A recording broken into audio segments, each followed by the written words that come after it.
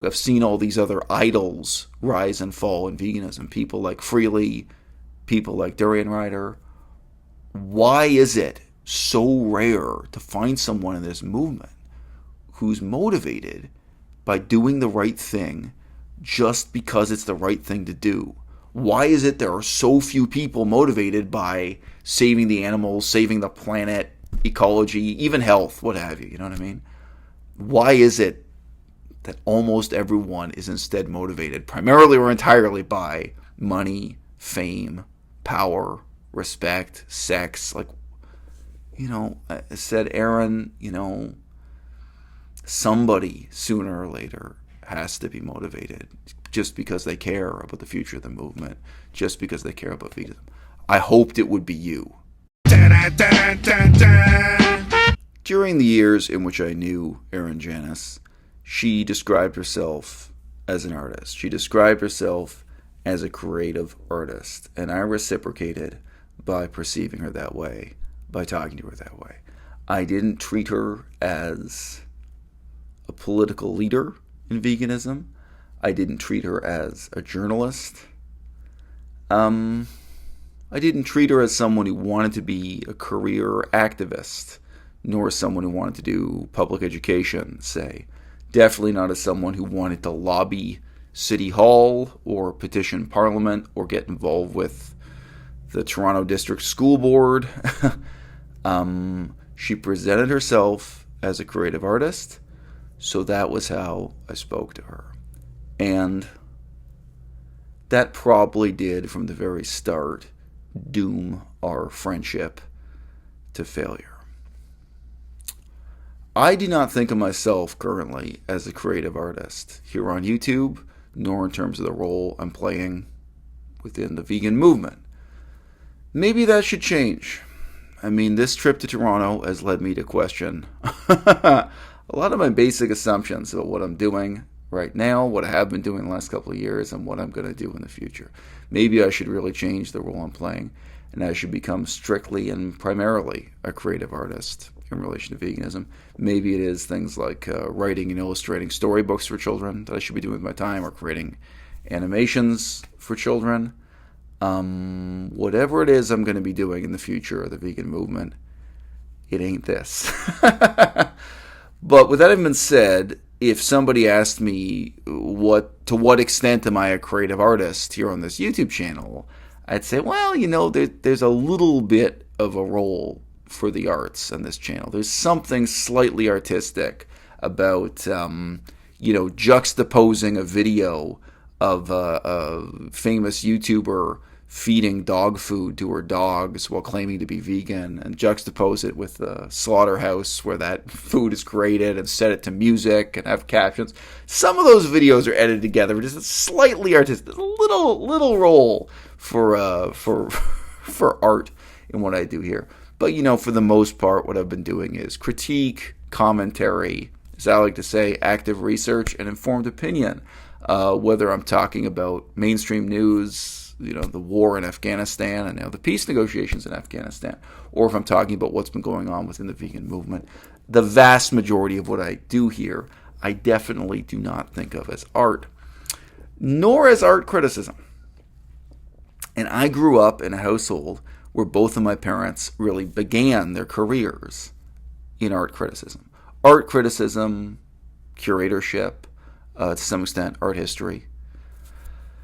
And I was keenly aware of the important role that not only patronage played in the arts, but also criticism. I knew that a few words from a well-informed critic or a curator of an art museum, a specific art exhibition curator, let alone a museum curator, a few words of guidance could profoundly impact an artist and their output for years to come, positively or negatively, or both. And I also knew that very often artists desperately needed exactly that kind of guidance and feedback.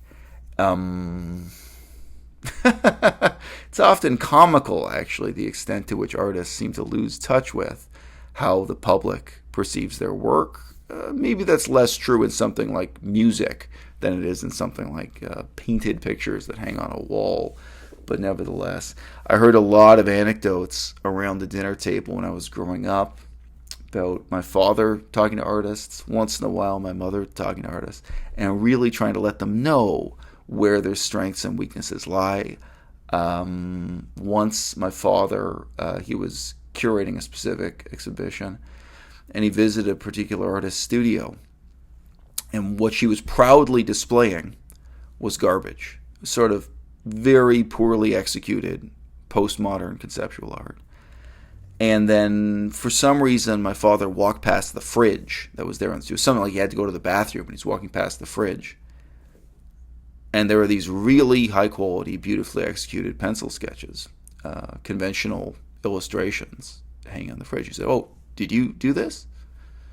She said, "Yeah." He said, "Well, wow, like looking at this, I really think you're a tremendously talented artist."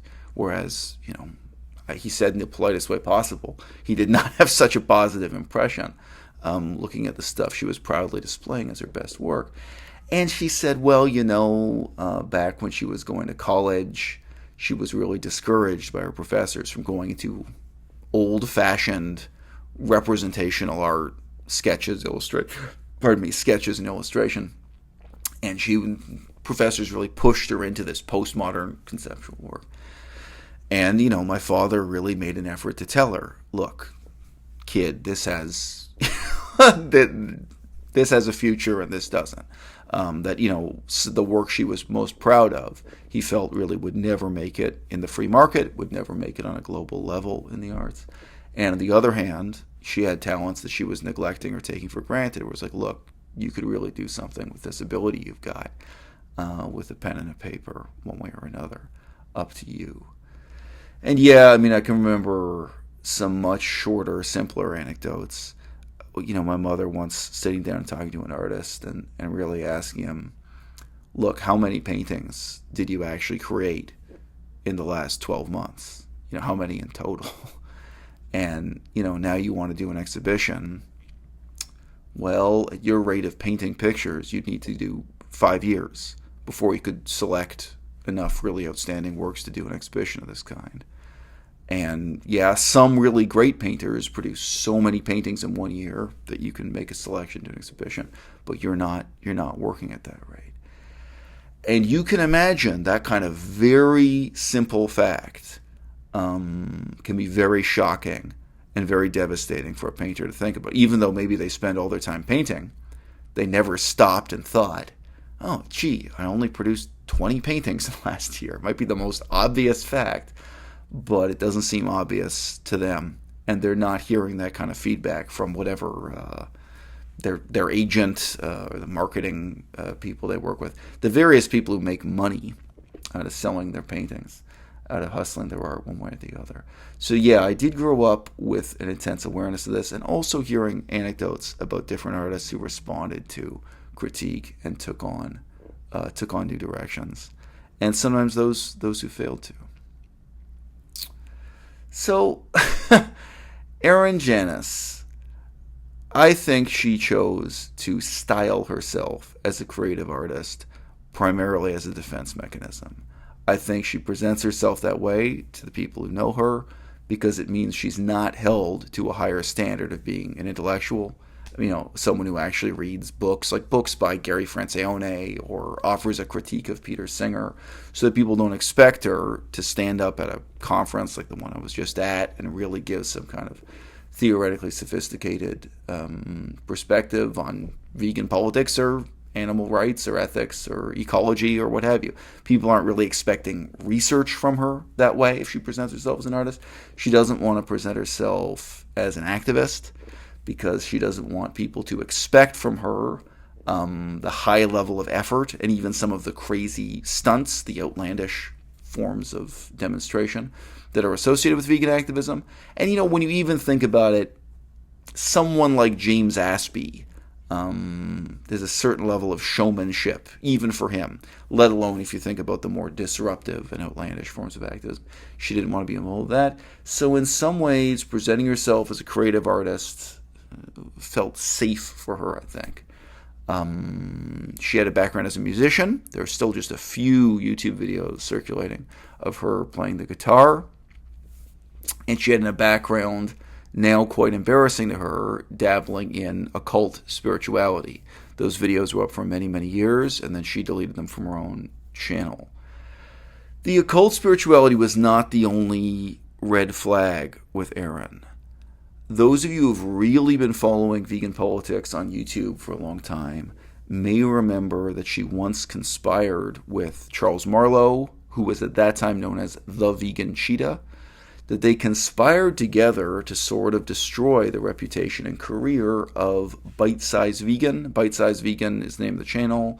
She's an activist primarily known as Emily, primarily known by her first name. So if you don't remember that controversy, or if you only saw the first video that came out, because it was quite a boring sequence, toward the end of the controversy, Charles Marlow, Vegan Cheetah took out his cell phone and actually scrolled through the messages to prove that, yes, Erin Janus had gotten in touch with him. Erin Janus had guided him through this. She had put him up to this stunt of basically accusing Bite-Size Vegan, Emily, accusing her of being of plagiarizing, of stealing ideas from Erin Janus's videos. And look, let me tell you, I remember that whole controversy, and Vegan Gains got involved, and Vegan Gains pointed out that the main video from Emily on that topic was actually uploaded before Erin Janus's video, but she did have a more recent, shorter video that might have been influenced by Erin Janus's video. Whatever concerns Erin might have had at that time, wow, she really went about it the wrong way in that controversy. That was a huge red flag in terms of the conduct of her character, in terms of personal integrity. The way she created that controversy with Bite-Size Emily and Vegan Cheetah. And today, I think not a single one of the videos related to that are still on the internet. It's possible Vegan Gains' response to it is still on Vegan Gains' channel. I haven't checked. Sorry, loud noise went off in the background there for a second and distracted me slightly. Having spoken to her privately over several years, there were other red flags for me when dealing with Erin. I take it very seriously when people have self-serving lapses in memory. For me, that's a huge red flag that I don't want to work with you and I can't trust you. If you don't know what I mean by self-serving lapses, imagine you have an employer. Imagine you have a boss at work, and sometimes he promises you things. Like he says, okay, if you do this, this, and this, then I promise to help you, I'll do this other thing, or I'll reward you with this other thing. And then you get halfway into this task, and it's you say to your boss, wait a minute, why aren't you doing this thing you promised to do? And he has no memory that he made that promise. I find that impossible to negotiate with, impossible to cope with. And if you only know someone on a shallow level, you will never know if they've genuinely forgotten, if they genuinely have a lapse of memory, or if this is a contrived excuse, that it's not a real lapse of memory. It's just convenient for them to assert this as if they've forgotten. You could imagine you have an employer at work and they get angry at you for doing something. And then you have to say to them, wait, why are you angry? This is exactly what you ordered me to do 3 weeks ago. Like 3 weeks ago, you gave me this as an instruction, as an order. And then they're still angry and they say, I don't remember that. I never told you to do this. For me, that's the worst kind of situation to be in. And to me, that can't be resolved through reasoning. And it can't be resolved rationally, whether their lapse in memory is sincere or whether it's contrived and insincere. You're never going to know. If you know someone deeply, if you really have then you probably can tell, or you can probably figure out through Socratic dialogue to what extent they really are forgetting, or to what extent they're pretending to have forgotten because it serves their interest. But in my interactions with Janus we call her that.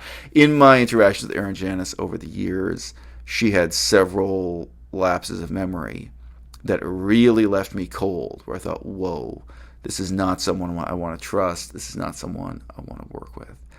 I think that almost everyone who's known her long term, even if it's just a few messages back and forth over the years, will have heard her say many times that she's working on 12 different new videos right now. And she's also working on a documentary film. And she has a new song coming out or a new album. She has like very often when she talks to you, she tries to give you the impression that she has this amazing flurry of activity, that she's doing so much as a creative artist, and it's about to come out the day after tomorrow. She sometimes claims that she's completely finished a work and even uploaded to YouTube, but then decided at the last minute to delete it. As you know, she's uploaded nothing for several years now, and it's fine as a choice. But if you know her and she's telling you this kind of thing, I'll never know. I'll never know if that's sincere. I'll never know if she's lying to me, and I'll never know if she's lying to herself. But these various documentaries she was supposedly involved in, these various projects and new videos and new songs, I've never seen any of them materialize. And she is obviously someone who's been, unbelievably fortunate. She's had the support, not just of YouTube and of a YouTube audience. She's had the support of many, many, organizations in the vegan movement, including, if you guys don't know about this, there was an advertising campaign that had her face and her YouTube channel promoted on huge billboards by the side of the highway. I think that was in Los Angeles. I'm sorry, I forget. Maybe I'm forgetting where it was in the United States, but in one of the major American cities. And that was paid for by a charitable foundation. It wasn't paid for by her. It wasn't paid for by her YouTube revenue. So she's had some really extraordinary and certainly rare opportunities that she never acted on. So Erin gave me a lot of confused and confusing signals over the years. And the fundamental question I had to ask her was, if you really care about this, and you've been handed this tremendous opportunity, why aren't you out here trying? And, you can try any way you want to. Doesn't have to be YouTube. I don't mind. You can take this in any direction you want to take it. You've been given this amazing platform, this amazing opportunity. And you say exactly this is what you want to do. But now years have gone by. It was something like 3 years. Yeah, I started talking to her when I was still in Victoria. Yeah, it could be 4 years now. It's a little bit like the contradictory signals we got from Gary Yourofsky. Gary Yourofsky said that this was his lifelong dream. This was exactly what he wanted to do. And then as soon as he was handed his dream, it became a nightmare for him. And he didn't want to do this anymore, and he started talking about retiring, and he eventually did retire. Immediately, Yourofsky went into this kind of downward spiral when he'd had his dream handed to him. And his dream was handed to him by a small number of very wealthy donors, by the way. That opportunity was ultimately bought and paid for, as they so often are in the nonprofit sector. Here in the trust of a small number of people who made his dreams come true. But then it seemed he didn't want them. With Erin, it was really puzzling because, let me put it this way. It's not that I never doubted her sincerity. It's that I didn't want to doubt her sincerity. But there was no sign that she was sincere in acting on this amazing opportunity she'd been given. And again, I will never know. Erin still has several YouTube channels up devoted to her music. As a guitarist and singer and recording artist. Maybe what Erin really wanted was to be a musician, and it's just happenstance. It's just chance, fortune, and luck that she had this huge success as a voice for the vegan movement. Maybe what Erin really wanted to do was being a filmmaker or some other kind of creative artist, and she ended up, a victim of her own success, of her unplanned and accidental success as a voice for veganism. And maybe this really isn't what she wanted to do. If so, I could certainly sympathize with that. When I came back to Canada after a couple more years in Asia, living in Kunming and then Dehong in China, when I came back, there were very, very few activists within Canada for me to get in touch with. I say I had a shopping list to buy gifts to give to activists in Canada that we might meet up with. And Erin had told me, she may not remember this, but she told me that she wanted to meet up with both myself and Melissa, my girlfriend, and collaborate with us. Like maybe just make a video with Melissa, maybe with me, maybe with both. But she wanted to do a series of collaborations. She had some set of ideas. And of course, this is surprising because we're just like, what? Like, hasn't it been like 2.5 years since you uploaded a video? Like, wow, okay, well, great, sure, I'd be happy to do something with you, Erin. So when we came back, I started sending Erin updates about where we were in Canada, like, when we'd be in Ontario as opposed to being on the West Coast and stuff. And, I got kind of contemptuous and dismissive messages from her. And, I ultimately just wrote to her and said, look, you were handed the opportunity of a lifetime here to really be a voice for veganism. You've been handed this amazing, whether by chance, by fortune, to some extent on the basis of the merit of your videos, it's always a combination of these things. But you've been given the opportunity of a lifetime. And I just don't understand why it is you're letting years go by without, taking any action. I had a little bit more constructive criticism there in that I said, look, I've seen all these other idols rise and fall in veganism. People like Freely, people like Durian Rider. Why is it so rare to find someone in this movement who's motivated by doing the right thing just because it's the right thing to do? Why is it there are so few people motivated by saving the animals, saving the planet, ecology, even health, what have you? You know what I mean? Why is it that almost everyone is instead motivated primarily or entirely by money, fame, power, respect, sex? Like, I said, Erin, somebody sooner or later has to be motivated just because they care about the future of the movement, just because they care about veganism. I hoped it would be you. I hoped you would be one of those people. Even though I know she's a creative artist, she's not really an activist, she's not a politician, but even so, that as a creative artist, that she'd take on that kind of leadership role. And most of what she wrote back to me were just angry and incoherent insults, just really dumb, really childish insults. But that was the one thing she responded to directly. She said, no, it is me. Like, I'll show you. It is me. I really will be that leader. And now here we are, many months later, and I see her at this activist event, at this vegan conference. On 2 separate days, I'm standing there looking at her, she's standing there looking at me. Neither one of us said a single word.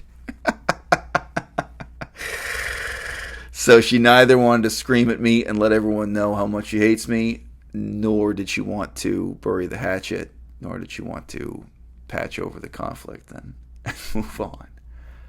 Well, Erin, I don't believe in you as a creative artist. I don't believe in you as a journalist. I don't believe in you as an activist. I don't believe in you as a political leader.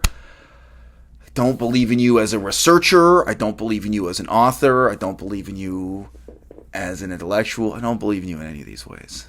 And I've seen a lot of evidence of just how crazy you are, including, your videos about demon possession, the third eye, and this really insane religious views you used to hold.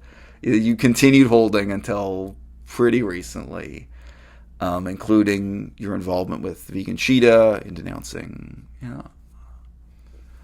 I don't have any hope for you that way. But still, I'd like to believe that you're sincere when you say you're going to step up to this challenge, take advantage of this rare opportunity you were handed. At any rate, I would not like to doubt your sincerity.